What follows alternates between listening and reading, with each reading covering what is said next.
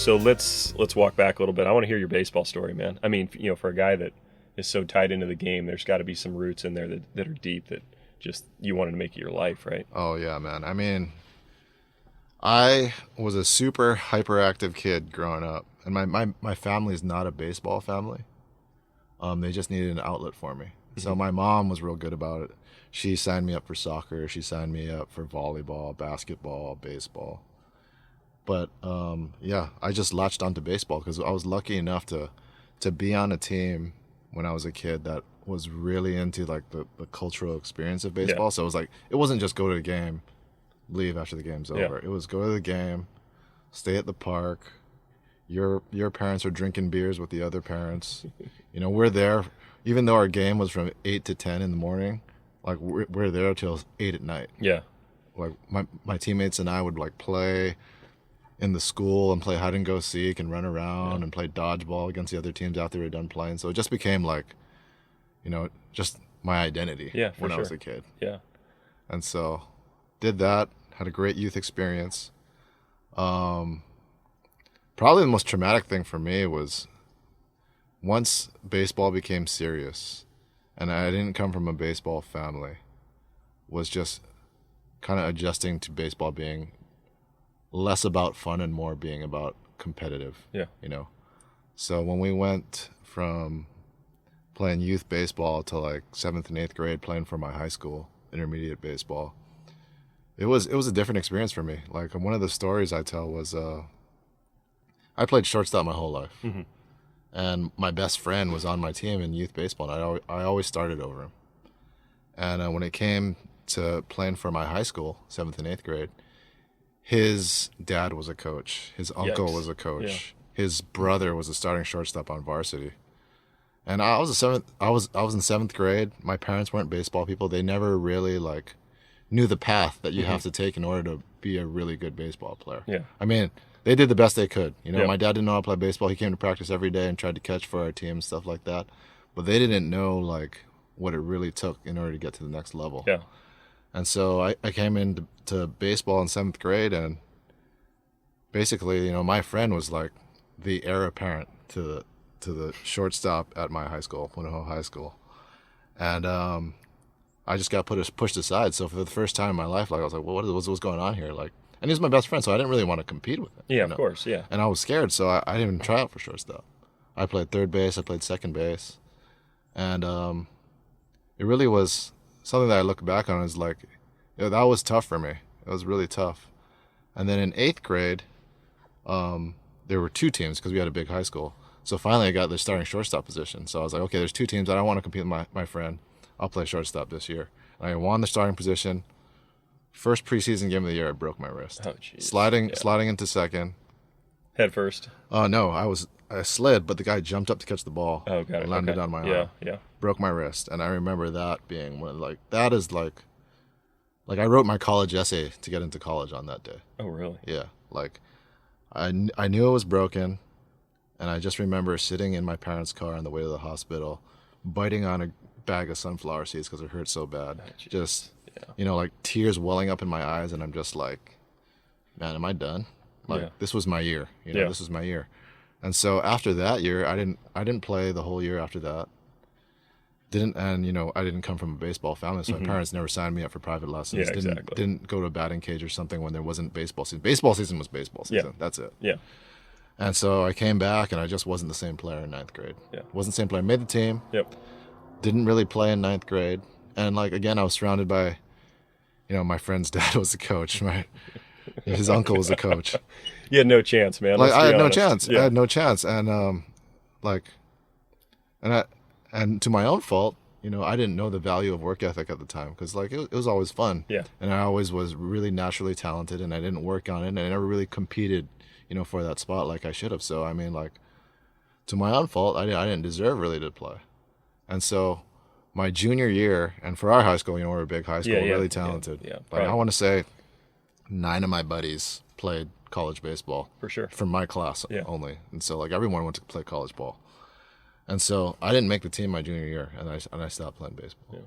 And so that was that was super tough for me because baseball was my identity. Like I said, Yep. from when I was a kid, it was my culture. All my friends played baseball, and when I didn't make the team, I was like, what the hell? You know, what am I going to do with my life? Yeah. And so I was a pretty naturally smart kid. Didn't have a great GPA. I had like a 2.4 GPA out of high school. But I got into University of Oregon. They didn't have a baseball team. I thought I was done playing baseball. Yeah. And then I got onto campus and I just read something about a club baseball team. And so I didn't really have any friends at the time. So I'm like, oh, let's go try out for this team. And I tried out and I was still, naturally pretty good. I could throw the ball still. Like even when I was not playing after 2 years, I could still throw the ball in the mid 80s. Yeah. And so I made the team. And I just decided from that point on, I just wanted to try to prove to myself. And I was old enough at the time to reflect back on what I had done wrong in the past. Mm-hmm. And I tried to just basically retaught myself how to play baseball. Yeah. Like the best coaching I ever had was when I was 6 or 7 years old. And so I just wrote down all the things that my old coaches taught me. Oh, wow. That's interesting. And I just retaught myself how to play baseball. Like what was wrong with me? Because when I was in high school, after I broke my wrist, I came back and I just felt like everything used to be easy. Yeah. Yeah. And when I came back, it was hard. Mm-hmm. And I was like, why is it hard? And at that point, there's too many kids. The high school coach get a lot to do. I didn't get enough attention to bring me back to what I used to, what I was before the injury. And so when I was in college, I was like, this is my opportunity to show the world how good I was, and to prove to myself, Yeah, for sure. How good I can be. And so I was 5'9", $150 going into college. And then I had a growth spurt. And then I came out of college 5'11 and a half, 190 pounds. Yeah, which and is so like huge difference. it's huge, man. I mean, like, so I basically taught myself how to work, and I would go to the weight room every day. I would go into the batting cage every day and just try to prove to myself how good I could have been. And that's just kind of what drove me. I kind of had that Michael Jordan moment. Yeah. You get cut, you get something taken away from you, and then it just kind of drives you going forward. For sure. And it kind of just led into this whole baseballism thing. It's Yeah. like, how can I show people what I could have contributed to the game? Could have contributed to the game if I had stuck with it. If I had that, someone helping me when I was younger to show me this is how you do things. And so it's interesting. We were talking about, you coaching after that. Did you kind of keep that same mindset when you were coaching of like, I know what it's like to not get the attention. How do I give as many kids attention as possible? Yeah, I mean, like, for me, like, especially in high school, it was more about they want you to do things and they tell you what to do, but they don't show you how to do it and why you should do it. And so when I was a coach, I was really able to break things down and say, hey, instead of saying, hey, I need you to get the ball at first base faster, how do you do that? Yeah. What are the fundamentals? How do I break it down and simplify it so this is how you get the ball to first base faster to get rid of it as an infielder? So, I mean, like, I definitely took my shortcomings of what I needed when I was a kid, and I put it into my coaching, and it really worked out well. Yeah, no, that's awesome. Yeah. That's awesome. So you step back, you're at University of Oregon, you're playing club ball, you are, I mean, in essence, do you gravitate to club ball because, baseball is such a big part of your life and like you feel like, are those like kind of your people, so to speak? Those are my people. I mean, like, I'm from Hawaii, Yeah. and I went to Oregon. I only went to Oregon because my cousin recommended it. He went to U of O like 3 years prior to when I did. He said, Yeah. go to Oregon, because I got in. It was the biggest name school that I got into. It was the only school that I got into out of high school that I heard of. Yeah. You know? Yeah. And so I went to Oregon, and like, I'm Asian, so I tried hanging out with Asian people. Didn't really get along with them. Yeah. From Hawaii, joined the Hawaii club. Didn't really get along with them. I mean, I had friends in the Hawaii club, but wasn't like that bond I had with baseball people. Then when I tried out for the baseball team, I met guys that I really got along with, and I'm like, man, I'm not from Hawaii. I'm not from the Asian culture. I'm from the baseball culture. Yeah. These are the people these are my people. Like I can talk to them like I talk to, my friends back home. Yeah. And so that's what really made me realize, like, I'm a baseball guy. Yeah. Like, it doesn't matter where I'm from. I'm from baseball. No, that makes all the sense in the world. And it's interesting because you brought up like kind of your experience as like a young guy, 10, 12 years old, and you're going to the field. And it was the same experience for me. I lived a block away from our little league. I would have to jump the fence, go down a gully, and we'd have a game. I'd be there, obviously.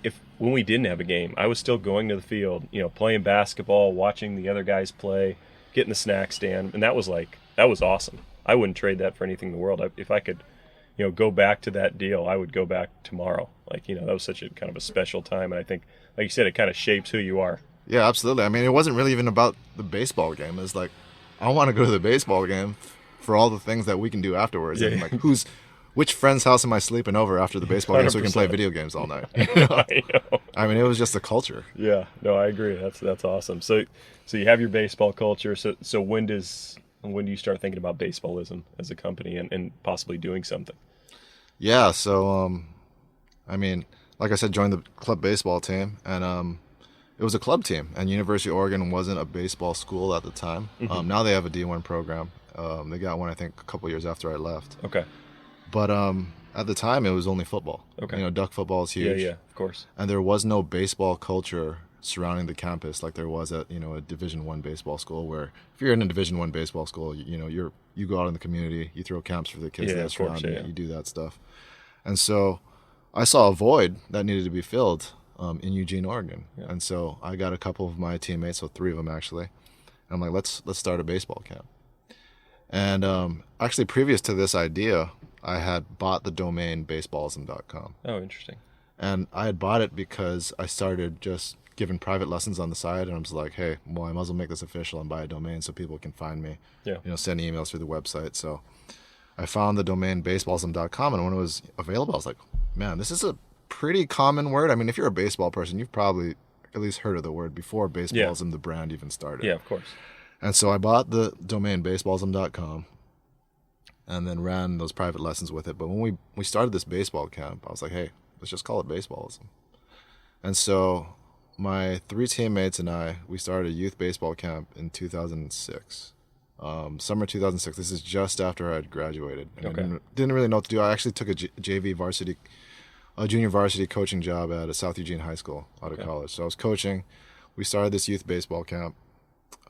We ran it for 2 years during the summers, and it was a lot of fun. We just taught 9 to 12-year-old kids Basics. just basics, just fundamentals of the game, but more importantly, just how to love the game. Yeah. How does life compare to baseball? And we made these really sweet camp T-shirts. Yeah. Well, we had our baseballism logo with the drop bat that you see now. Yeah. And we ran that camp for 2 summers, and everybody graduated, and we went our separate ways. And so I became a teacher. I was an education major. I taught at a community college, and I coached baseball. Oh, nice. Very cool. We had another guy that was a finance guy. We had a sales guy, and we had a guy that was a military lawyer. And so time went by. We all still had our camp T-shirts, and we'd get together for a beer or a night out in town, whatever. We wear our baseballism shirts, and people would be like, "Where'd you get that shirt? Where'd you get that shirt?" And we realized quick that everyone was asking us, even when we were on our own, "Where'd you get that shirt?" Yeah. And so I was coaching and teaching private lessons out of a baseball academy in Beaverton, Oregon at the time. So I'm like, hey guys, I think we got something here. Yeah. I mean, I'm going to make a run of shirts, sell them at this baseball academy, see what happens. So I made the run of shirts, made 48 shirts, and they sold out in a couple of weeks. I'm like, guys, I think we got something here. I mean, and so we ran a Kickstarter campaign, which is a crowdfunding campaign. Mm-hmm. And we were successful in that. And we launched our website in 2013. Okay. And it just went viral. Yeah, man. I mean, like, it went You ain't viral. lying. I mean, thank God for social media. Yeah. I mean, like, we just built a following that were baseball people just like us. I basically took my coaching experience and my teaching experience and just was able to teach people about who we were and the importance of the game and kind of build a community around the game of baseball and not necessarily a team. Yeah. And so we had a pretty large following when we started, which is why I think we were so successful. So we had a community already to sell to. Yeah. And we did close to $400,000 in our first year in business. Oh, wow. And then it became real. Yeah. Like, it became something that was way more than I imagined. Because when we first started out, it was just like, hey, every baseball guy wants to continue. Yeah, of course. Continue the whole baseball culture once they leave. You miss your buddies. That's the thing you miss the most after you stop playing is like, I miss hanging out with the guys. Yeah. And baseballism was just a way to keep the guys together. Yeah. Like, we'd ship stuff out of my garage and do that kind of stuff. But when we had such a big first year, and we actually had 18-wheel trucks pulling up to my 1-car garage and dropping off pallets of shirts. Started getting complaints from the neighbors, and we were just like, guys, we got something here. We got to do something about this. Yeah. And so then we got our first kind of like warehouse, small store in North Portland. and we shipped, and we just it was like 2,000 square feet, and we just sat next to each other, and we just worked on baseballism. That's Then awesome. and then slowly but surely, one after another of us started leaving our full-time jobs and started doing full-time in baseballism, and just Yeah. kind of, and we realized, the more time we spent on it, the faster it grew. Yeah. And so eventually, I think in 2015, we finally got everybody on board. All four of us And came so on you full guys are time. 5 years in now, and as far as that goes, and Yeah. it's rolling. Yeah. Well, 2 years into being a clothing brand, because Yeah. we launched in 2013. But like, yeah, I mean, That's awesome. So going back, so when you're making that change out of, in education, coaching, all that things, are parents supportive? Like, are your parents like, yeah, you should do this? Or are they saying, hey, hold on, pump the brakes a little bit. You got something yeah. So secure here. I come from a pretty traditional Asian family, Okay. and so like my parents were against me even playing like college baseball. Okay. They were like, hey, you've had your time already. Okay. Focus on studying so you Yeah. can get a good job. Work your 9 to 5, and just live the rest of your life. And when I started the baseball camp, they were really against that. But they supported me. Yeah, for sure. Like they definitely supported me, even though they were reluctant to. Yeah. And then when we started baseballism, they were reluctant on that too. But they never said don't do it. Yeah. It was kind of like passively aggressive saying like you're an idiot. Exactly. And so I did it anyway. I mean, like when we started baseballism, I had $2,000 in my bank account. Oh, jeez. Okay. I took out of a $3,500 credit card loan to initially pay for the Kickstarter video and stuff like that. And then I got my other guys to buy in. And so we started baseballism with $10,000. Oh, wow. $10,000, and basically just a hope and a dream. Yeah, exactly. And because I took out that $3,500 credit card loan, it kind of forced me to either, sink or swim. Yeah, for sure. It was kind of like, I compare it to when Bruce Banner jumps out of an airplane and he's still Bruce Banner. So he's either going to die on the ground or he's going to turn into the Hulk. Yeah. And so that's basically what I forced myself to do, because that's something I've always been good at, is like I believe in myself enough where I know I can get myself out of a corner. I can fight myself out of it. Yeah. And so I just trusted myself and say, hey, like I've gotten this far in life with my 2.4 GPA and just being able to get by. I know if I push myself off an edge, like I'm going to survive this fall. Yep. And so I trusted myself and I said, let's take out this loan. Let's do this. Yeah. And it just basically forced me to turn into the Hulk. And that was it for me. It was like, once I put myself in a corner and I found myself out of it, and we just skyrocketed after that. That's awesome, man. So it's funny you mentioned that, because that's very similar to, like, I see kind of your baseball roots, because that's the way it feels like to be a minor league baseball player. Like, you are on your own. You better be your own biggest fan, because like, you're on a bus ride and you could be stinking, but you got to find a way out of it or you're getting released. And it's that same feeling of every time you step out, like it's almost like very entrepreneurial. Yep. Like you better figure it out, because is. nobody's come to save you. Your parents can't help you out. It doesn't matter who you are. Like, so, you better put up numbers. You better sell things. You better better get some results. Yep. Otherwise you're out. Yep. And that's the game in general. It's a challenge. Yeah. Like you hear it a million times, 3 out of 10 hits. I mean, it gets you the Hall of Fame. Yeah. And so it's a game of failure. And I think that's what baseball kind of instilled in me, is just like, it's going to be hard, but you got to kind of embrace the hard. Yeah. And like, I love the challenge. I that's one thing that's been kind of consistent throughout my life, is I love the challenge. Yeah. Like when we played video games when we were kids, like my friends would start on easy and they progress their way up to hard, or they just stay on easy because Yeah. they just like They like hammering. Like I would never play on easy. Yeah. I went straight to hard every single time. When we played Madden, it was like, Yeah. professional Yeah, level every exactly. single time. Like I liked losing every once in a while. Yeah. Like I embraced like fighting my way to the top without anyone giving me instruction. And so that's what we kind of did with baseball. So I just embraced the challenge of it.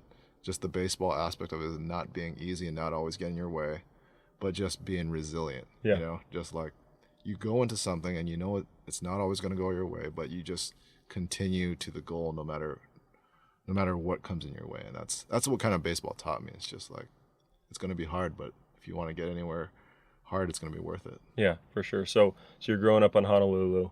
You're going out to University of Oregon. Do you think you have that spirit if you stay home instead of going away to college? Because I feel like, in so much of this parallels like just the baseball story of like you go out on your own, you got nobody else to rely on, and it's like like you said earlier, figure it out. Yeah.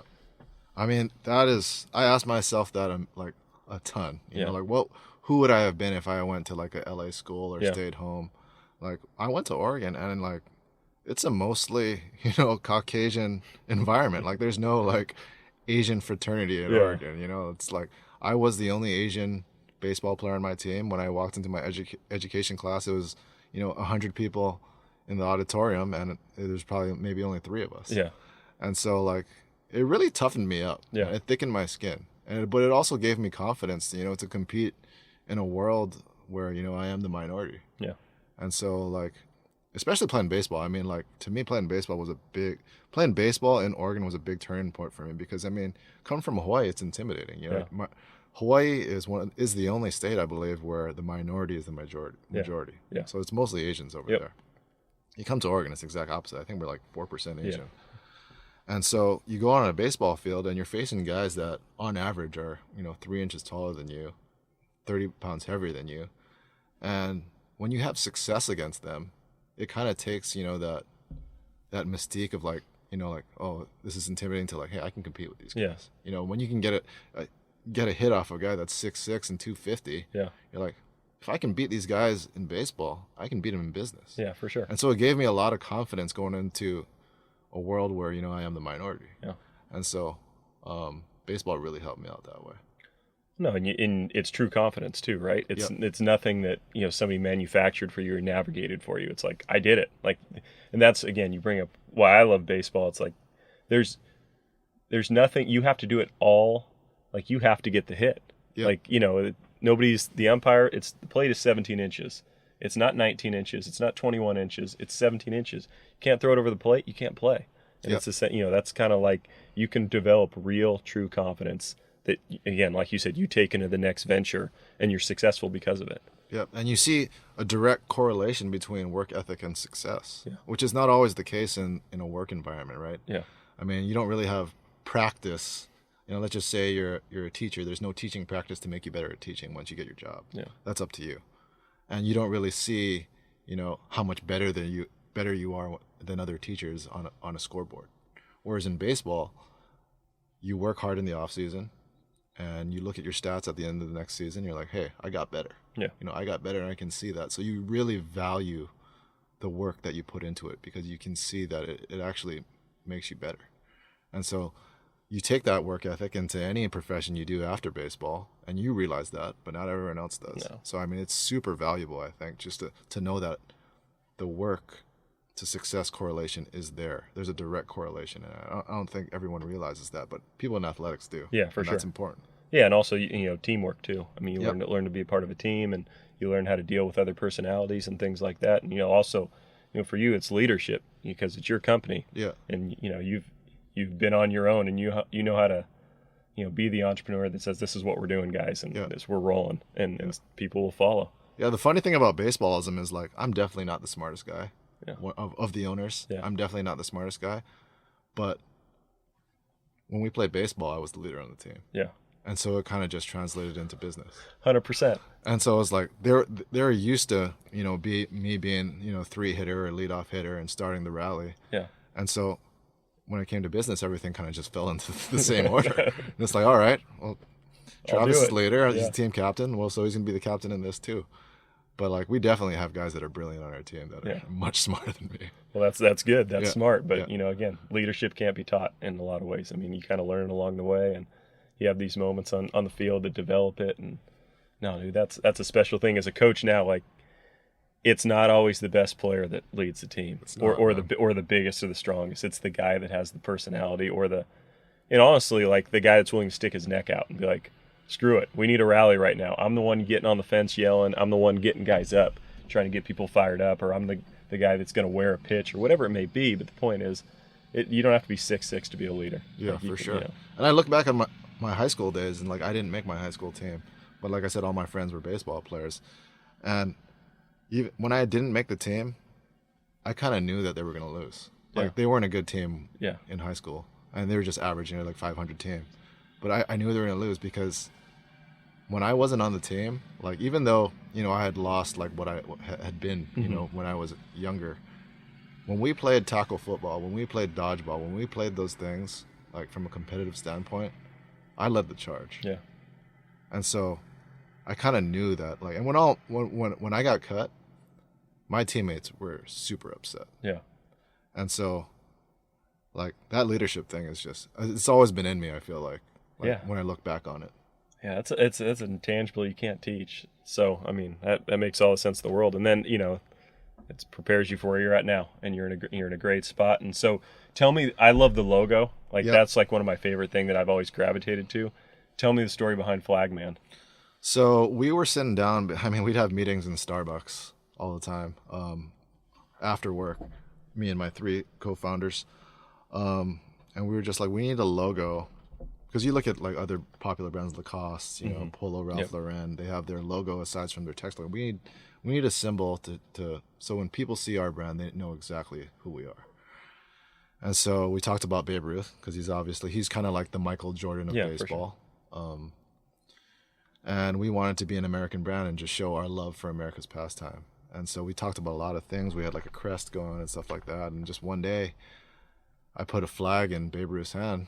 Yeah. And that was it. It was like, that's our logo. Yeah. And so we got in contact with the Babe Ruth estate. Wow. We licensed it out.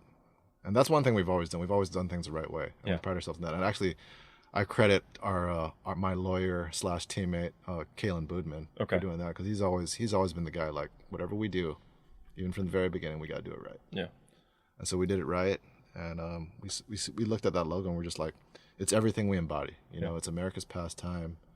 It's a baseball swing logo. I mean, what's more American than Babe Ruth swinging? No, I know, right? It's not much. I mean, it's not much. So, I mean, it just kind of just fell into place. Yeah.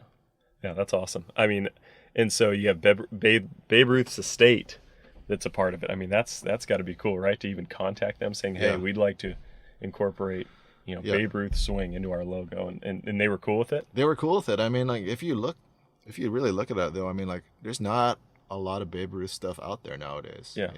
As we get older and Babe Ruth's existence kind of goes further into the past, you don't see a lot of Babe Ruth stuff out there. And so it's kind of turned now, because when we went to them in the beginning, they were like, I don't know if we want you guys. Now it's like, you guys are the only company making us money right now. And so they love us. Oh, cool. Yeah. That's outstanding. We're glad we can, hold up our end of the bargain to that estate. So it's great to have them on our side. Yeah. And so, all this to me just screams like this is your legacy as a baseball player, right? I mean, did you do this purposefully, or is it just like this is kind of what it's become? I mean, I just see like this is your legacy to baseball.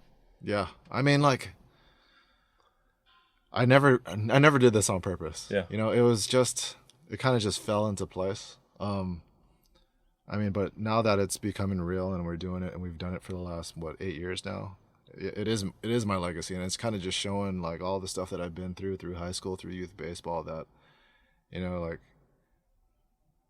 baseball is something I'm good at. Yeah. And that's really what I want to show people. It's like I know this game. Yeah. Like I know, and it strikes deep in me too. And like that's kind of what I lost when I got cut when I was in high school. I'm trying to prove everybody wrong. Yeah. Like I'm trying to prove people that, hey, I know this game and I'm good at it. Yeah.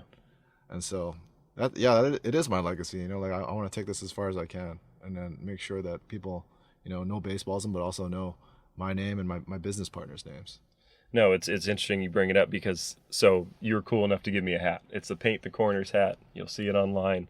And I roll up to my practice, and my assistant coach immediately was like, "That hat's sweet. Paint the corner." And it goes back to a conversation we were having before of like, something you put on TikTok. Show me a baseball player, or show me you're a baseball player with something, and then immediately like there's like a language we speak as baseball people that not like you're in the club, so to speak, but when you spend your whole life as part of something and want to be part of something, and you kind of committed yourself, like there is a little bit of a club, like we're baseball people, like that's who we are. It is. And you're a baseball person your whole life. Yeah. Even though you can play it for maybe, if you're lucky, a quarter of your life. Yeah, I know. You're a baseball person your whole life, and that's the goal of our brand. And our brand is for someone to be able to express themselves as a baseball person without telling someone else they're a baseball person. Yeah. You know, you see the flag man walk around, you know exactly what that guy's about. Yeah. You know, you can probably trust him a little bit. Yeah, You know, absolutely. you Yeah. got something in common with Yeah, him. yeah. That's the goal. Immediate talking point. Yep. Like I can say, hey, yeah, Yeah. So what are you guys doing now? What's the big update on baseballism? How's it going? You know, I know it's been a crazy year. It's been a crazy year. I mean, right now we're just trying to get through it. Yeah. You know, we were lucky enough to we just have such a great customer base. Like they get on board with us, and they're baseball people. They're a baseball community. And when things weren't going our way, when spring training got canceled, they just came through. Yeah. I mean, they started buying stuff online. We started moving all our stuff from stores that were closed online, and they bought it there, and they just kind of supported us when we really needed it. And like, I will never forget that. And I mean, we've always given back to people through baseballism and donated to baseball charities and stuff like that. But the amount of support we got through this year and the continued support we get, we will always give back to baseball. Yeah. We want to make this game grow. Yeah. I mean, that's really the big goal of it, is like, we're baseballism. We're not a league. We're not a travel baseball team. Yeah. It's kind of an umbrella company to make everyone who's in baseball, whether a team or league, like, you're part of this. Yeah. And so we want to give back to that, and we want to expand the game, and so that's big for us. And so, where do you think the game is now? Just from the, I mean, the great thing about this is you're so on the pulse on what the baseball culture is and how it's kind of evolved throughout the years. Where do you think the game is now? I mean, is it moving the right direction? Is there areas we can improve from a baseball culture, so to speak? Yeah, I mean, there's definitely a struggle going on now between like a kind of a new school mentality and the old school mentality. The bat flip culture, Yeah. And pimping things or whatever it is. And then, the guys that are more stern about it, Yeah. like the unwritten rules. And we're kind of in between that, It's exactly where I am too. we're all baseball people. And I just like looking at the things that we can all agree upon. Yeah. But I think one thing that we do really well than any other baseball company that's out there, and that's including the big dogs like Nikes and Adidas, is we make the old school cool. Yeah. Everyone likes to show the bat flips, which is cool. Like when Tatis hits home run bat flips, Yeah. that's cool. He does it for the right reasons. Yeah. He's emotional about Yeah. it. That's cool with me. Yeah. But what is so great about Mike Trout hitting home run, putting his head down right at first? Yeah. And yeah, that's boring from the outside, but how do you communicate with younger people on why that is cool? Yeah. And I think we do that better than anybody else. And that goes back to speaking the language. Yeah. I mean, you got to truly understand the game to be able to express why that's cool. And I'll never forget, my uncle used to always tell me, he's like, act like you've done it before. And again, there's something cool to being good enough to where you hit the ball and you're like, you don't even need to do anything because everybody knows. You just like drop your head and you're like, all right, got that one. Yeah. And that's it's interesting. Mookie does that a little bit too. Yeah. I was being in Los Angeles and him being out here, it was interesting to see he's emotional, but it happens at the right time and is not every time. So Exactly. Yeah. yeah, no, that's a good. I mean, but again, that's what makes baseball awesome. Yeah. Is that there's this culture to it. Yeah. Anytime you go into an at bat saying, if I hit a home run, I'm going to do this, I think that's the wrong way to think about it. I mean, if you go up to a bat and you hit a home run and just come out of nowhere, you decide to flip your bat because it's the right situation, I'm all for that. Yeah. But if it becomes a touchdown dance and Terrell Owens reaching under the goalpost and getting a Sharpie out and signing the ball, that's where it goes too far for me. And so Yeah, I'm with you. But to even go deeper on that, I mean, it's like I appreciate the old school mentality because I believe that baseball is one of the few sports where who you are on the field is who you are off the field. And I think that's super important because when you start teaching kids, hey, it's okay to embarrass the other team, embarrass the pitcher or whatever it is, then I think that takes away from who you are on the field is who you are off the field. Yeah. Because I would never, let's say I was competing for a job against someone else and I got the job and the other person didn't get the job. I would never come out of the office and say, I rub it and say, I got the job, you didn't, Yeah. right? And that's who I am. I would never do that. And so why would I do that on the field? And so I think that's an important part of baseball to understand is that when you change the game in that way, I know people want to make it more exciting, but when you change the game in the way where it's okay to behave on the field, differently than you would off the field, that changes the core of the game. For sure. No, that's a Because great point. because baseball's core is being like life. Yeah. And when you change baseball from being like life, you're changing what's so great about baseball is being like life. Yeah, and you brought it up earlier. Think about all the lessons you learned. And if it didn't have that element to it, it would not have the same value. And quite frankly, you're probably not starting the business you started. You're probably doing something totally different. Yeah, absolutely. So, I mean, no, I 100% agree. That's a great point. Yeah.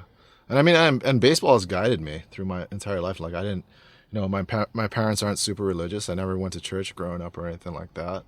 And so I think everyone needs something to guide them, in the decisions they make. And baseball's been my decision maker. Yeah. It's like whenever I have something rough happens to me, let's say, I get into a fight with my girlfriend or a breakup in the past or whatever, I just say, what would I do on a baseball field? Yeah.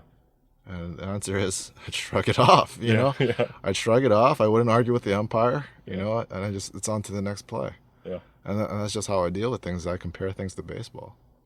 No, that's brilliant, and that's probably why you've been so darn successful. I mean, that's what I'm trying to show people. Yeah. Online and social media is like, baseball's important. Yeah. Like, No, it can shape you. Yeah, it's the like you said, there's such a culture and fabric to it that is so important. And so, is there a team you like now? Well, like I said, I grew up in Hawaii, so we never really had a team growing up, and so I kind of just follow the guys that wear our stuff. Okay. And like the guys that I feel like really embody our brand. Yeah. Like I'm a big Derek Jeter guy. He never wore our stuff, but I mean, like, yeah, but still, I love yeah. Derek Jeter, Mariano Rivera. Yeah. I love Justin Turner, man. Yeah, I mean, he wears our stuff, but I've also met him personally, and he's a buddy, and I love the way that guy operates. Yeah. He's a guy that's earned it. For sure. He wasn't a first round draft pick. No. He really didn't start having success until his late 20s. Yeah. And so he's one of the guys that I think really gets it. And so I like guys like that. Yeah, no, that's a perfect example of like the guy that took the lessons throughout his baseball life, had maybe some failure and then said, screw it, I'm gonna figure this out. I'm gonna get it done somehow. And again, nobody just handed him the third base job for the Dodgers. Like he had to grind his way, getting released by the Mets and all that thing. I mean, he's a perfect embodiment of that. Yep, absolutely. So 2021, what's baseballism looking like? We want to get back on the ground. Yeah. We want to throw free camps for kids. We want to start sponsoring tournaments. Just get in the younger generation, get in front of the younger generation, and just helping grow the game. Yeah. I mean, we're blessed to be in the spot that we are now, and I think it's time to give back. Yeah. And that's only going to help us, really. I mean, it's just like if people get we're on their side, because we are. I mean, I think there's no reason for every single baseball person on this earth to be wearing our stuff. And so we're a community that I feel like has a lot of pride in what we do, and we don't always get to express it because we do come from that baseball culture where you hit a home run, you don't tell everybody about it. Yeah. And so this is a subtle way for the baseball person to wear something that says, hey, like I spent 20 years of my life doing this and I'm proud of it. I don't get to do it anymore, but this is a skill I have and I will always have. Yeah, and it's something like it doesn't go away. It doesn't go away. So my grandfather, baseball guy his whole life, didn't play at the highest level by any means, but it never went away to the point where like he retires as a bread delivery man, for this bakery in San Francisco, and now he's working beer garden at the San Jose Giants games. Not because he wants to make the money, but because he wants to literally go to the ballpark every day and just sit there and be a part of the whole thing and catch the games and talk with the fans. He even ended up singing the national anthem quite a few times because he had a good kind of Frank Sinatra Italian voice. But it was more about I get to go to the ballpark every day. I'm a baseball guy. Like this is what I do. So no, that totally makes all the sense. And it feels like I think it's really cool you're trying to grow the game. It sounds like that's kind of your North Star right now a little bit. Yeah. I mean, we just want to get back on the ground where we started. And we started as a baseball camp. Yeah. I think it's time to go full circle and get back to those roots. Yeah. I mean, where we came from. And so it's just kind of like when you hit a home run, you come back to home plate. Yeah. We want to come back to home plate, man. That's where we started is supporting kids and teaching the game and, instilling the values that the game instilled in us. And so that's where we want to be in 2021. That's awesome, man. So you're down in Irvine now. A lot of baseball in Orange County. I think they'll definitely appreciate that for Yeah. sure. So I've heard, you know, Yeah, I know. just came at the wrong time. I know. But I promise you, man, more is coming. It's on the way yeah, for sure. yeah. A big reason why we opened the store in Irvine is because of this field right here, and there just hasn't been any baseball this year. So it's like, you just kind of understand the impact of not having a season when you're in this business, because it's like you lose a whole generation of kids who are 5 years old that would have been playing baseball and becoming baseball people. Yeah. Like high school players not having their season and losing a year of wearing baseballism and sharing it with their teammates. It's just kind of like, it's a gut punch that I think is a lot bigger than people realize, especially for us. Losing a whole baseball season is huge. Yeah, no, I agree. I coach high school baseball, and the seniors, it was brutal. It was brutal to have to tell them that we were stopping for a bit. It was even more brutal to have to let them know that we weren't going to finish our season. And in your senior year that you'd waited all these times for and sacrificed and been a team guy as a junior, and now it's your turn as a senior. Didn't get a chance to do it. No, it was gut punch is the nice way to put it. It was just brutal. It was brutal. And I feel for those people. Like, it's for my players, for the other players around. I mean, I know, as we talked about, how important a season is and all the things it can teach you. So, no, it's definitely been rough. We're hopefully better times ahead. Oh, I hope so, man. I hope so. Yeah. Well, cool. I appreciate it, man. It's awesome having you. We're at Great Park in Irvine.